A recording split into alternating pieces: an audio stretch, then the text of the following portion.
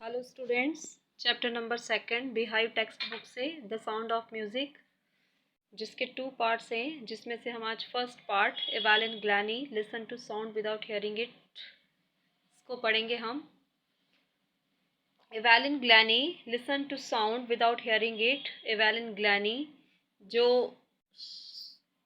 Sound सुन सकती थी बिना सुने, कैसे पॉसिबल है, यही हम देखते हैं। बिफोर यू रीड, इस स्टोरी को पढ़ने से पहले आपको जान लेना चाहिए, God may have taken her hearing, but he has given her back something extraordinary.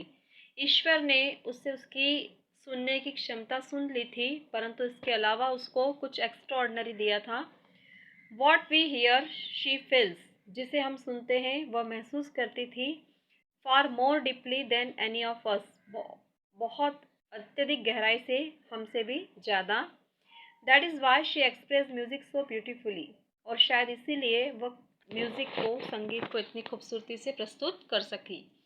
Read the following account of a person who fought against a physical disability and made her life a success story.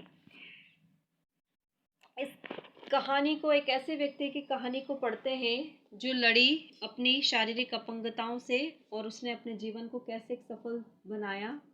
Rush और crowd jostle for position on the underground train platform. अब ये दृश्य है, जो scene है, एक underground train platform का है, जहाँ पर भीड़ जो है धक्का मुक्की कर रही है अपनी पोजीशन बनाने के लिए, अपनी जगह लेने के लिए। A slight girl looking younger than her 17 years. और एक दुबली पतली लड़की जो 17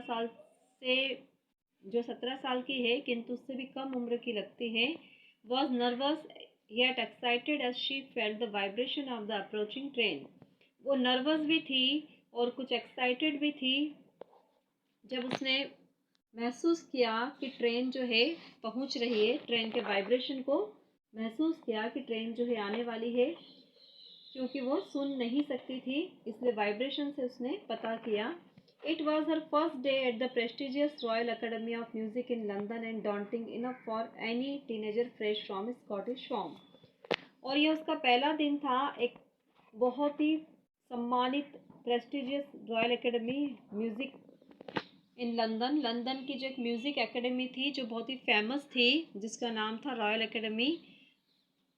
और वहाँ पर ये लड़की जो है जा रही थी, daunting enough for any teenager fresh from Scottish form. Scotland के गांव में बड़ी हुई ये लड़की जो बहुत ही कम उम्र की थी, वो काफ़ी डरी हुई थी, बहुत भयभीत थी, क्योंकि उसे जाना था एक बहुत ही बड़ी म्यूज़िक एकेडमी में। But this aspiring musician faced a bigger challenge than most. She was profoundly deep. किंतु यह एक ऐसी लड़की थी जो एक म्यूजिशियन बनना चाहती थी और जिसने एक चैलेंज, एक बहुत बड़ा चैलेंज जो है फेस किया था। वो चैलेंज क्या था कि शी वॉज प्रोफाउंडली डीप। वो बिल्कुल बुरी तरह से जो है बहरी थी, वो बिल्कुल भी कुछ भी नहीं सुन पाती थी। इसलिए जिस चैलेंज को वो बचपन में फेस कर चुकी थी, उसके अलावा एक दूसरा चैलेंज था लंदन की म्यूज़िक एकेडमी में जाना और उसको फेस करना। Evelyn Glennie loss of hearing had been gradual. Evelyn Glennie जो थी, उसने अपनी सुनने की क्षमता धीरे धीरे खोई थी। Her mother remember noticing something was wrong with when the 8-year-old Evelyn was waiting to play the piano. और उसकी माँ याद करती है उस बात को, जब ऐसा उसने ध्यान दिया कि इसके साथ कुछ गलत है। और एवेलिन जब 8 साल की थी और वो इंतज़ार कर रही थी अपने टर्न आने का, अपनी बारी आने का, कि उसे पियानो बजाने के लिए बुलाया जाएगा। They called her name and she didn't move. उसका नाम पुकारा गया किंतु उसने नहीं सुना। I suddenly realise she hadn't heard. मैंने अचानक महसूस किया कि वह नहीं सुन सकती थी। Says Isabel Glennie. यह उसकी माँ इज़ाबेल जो है कहती है। For quite a while Evelyn manage to conceal her growing deafness from friends and teachers. कुछ समय तक तो एवेलिन जो है अपनी डिफनेस को, अपने बहरेपन को छुपाए रखी उसके दोस्तों से और उसके टीचर से। But by the time she was 11 her marks had deteriorated her and her headmistress urged her parents to take her to a specialist. किंतु धीरे धीरे जो है उसके मार्क्स जो है कम आने लगे, उसका परफॉर्मेंस रिजल्ट जो है ख़राब आने लगा और उसके टीचर ने इन्हें एडवाइस दी कि इसे एक स्पेशलिस्ट के पास लिया जाए, जो बहरों के डॉक्टर होते हैं उनके पास ले जाया जाए। It was then discovered that her hearing was severely impaired as a result of gradual nerve damage। और जब पाया गया, जब उसे ले जाया गया तो ये पाया गया कि उसकी जो सुनने की क्षमता थी वो पूरी तरह से ख़त्म हो चुकी थी और उसका जो सुनने वाली जो नर्व्स थी वो पूरी तरह डैमेज हो चुकी थी। They were advise that she would be fitted with hearing aids and sent to a school for the deaf. और यह सलाह दी गई कि उसे हेयरिंग एड्स लगाए जाए उसके कान में और उसे स्कूल भेजा जाए, बहरों के स्कूल में, जहाँ पे वो अपने आगे की पढ़ाई को कंटिन्यू कर सके। Everything suddenly looked black says Evelyn. और एकदम अचानक से सब काला नज़र आने लगा, मतलब सब अंधकारमय नज़र आने लगा, ऐसा एवेलिन कहती है। But Evelyn was not going to give up. किंतु एवेलिन ने जो है निराशा नहीं आई, उसने निराश होना ठीक नहीं समझा। She was determined to lead a normal life and pursue her interest in music.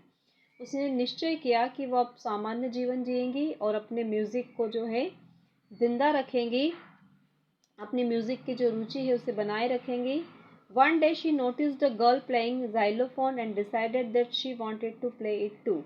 और एक दिन उसने एक लड़की को जाइलोफोन, एक म्यूज़िकल इंस्ट्रूमेंट होता है, उसे बजाते हुए देखा और निश्चय किया कि वह भी इसे बजाएगी।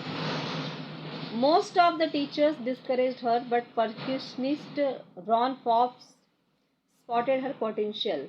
अधिकांश जो उसके टीचर थे उन्होंने उसको डिस्करेज किया, उसे निरुत्साहित किया, किंतु एक परक्यूशनिस्ट कहा जाता है, जो डिफरेंट टाइप्स के म्यूजिकल इंस्ट्रूमेंट बजाता है, उसे परक्यूशनिस्ट कहा जाता है।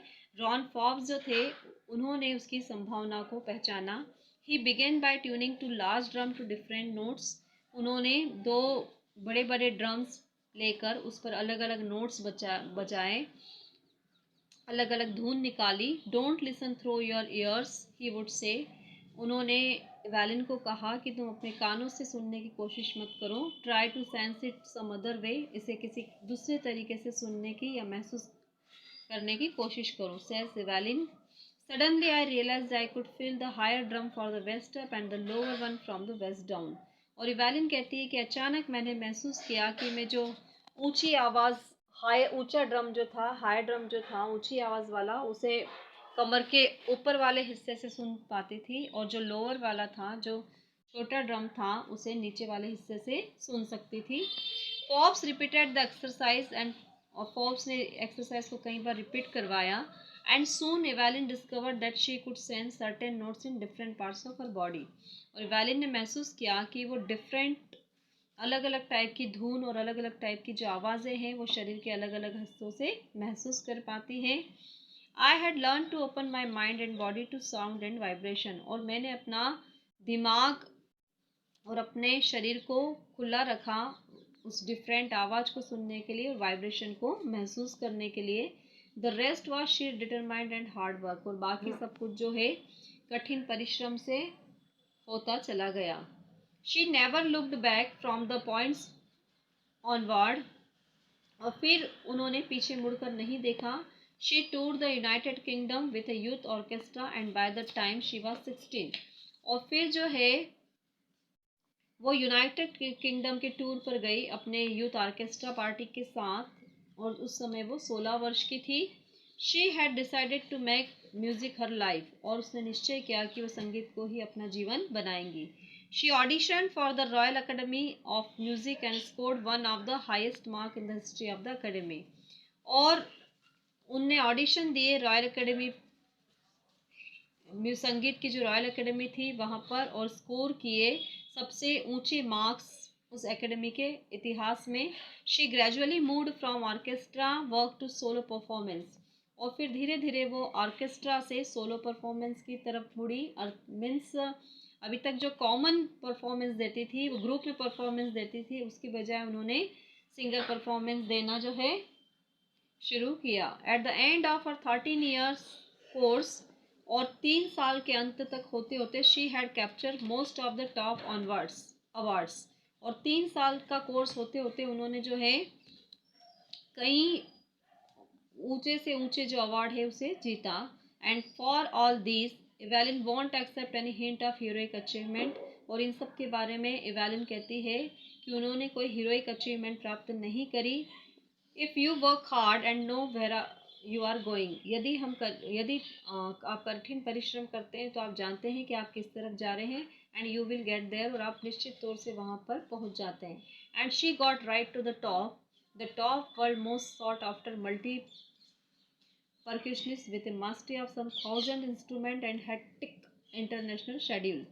और फिर वो संगीत के क्षेत्र में उन ऊंचाइयों तक पहुंची, the world most sought after multi percussionist, और वो दुनिया की टॉप मल्टी परक्यूशनिस्ट बनी, जिसकी दक्षता हो गई, जिसकी मास्टरी हो गई हज़ारों इंस्ट्रूमेंट पर। और उनका जो शेड्यूल था, उनका जो रूटीन था वो काफ़ी बिजी था, हेक्टिक इंटरनेशनल शेड्यूल था। मतलब सबसे ज़्यादा वो डिमांड की जाने वाली परक्यूशनिस्ट थी। पब्लिक जो है उनकी डिमांड करती थी, हर प्रोग्राम में, हर ऑर्केस्ट्रा में या सोलो परफॉर्मेंस में पब्लिक चाहती थी कि वो अपना परफॉर्मेंस दे। और उनका जो शेड्यूल था वो हेक्टिक इंटरनेशनल शेड्यूल था। मतलब अंतर्राष्ट्रीय स्तर पर भी इतनी व्यस्त थी कि उन्हें बिल्कुल भी फुर्सत नहीं मिलती थी। तो आज हमने इसके 5th पैराग्राफ तक कंप्लीट इसको किया है। नेक्स्ट वीडियो में आगे कंटिन्यू करेंगे। आज के लिए इतना, थैंक यू।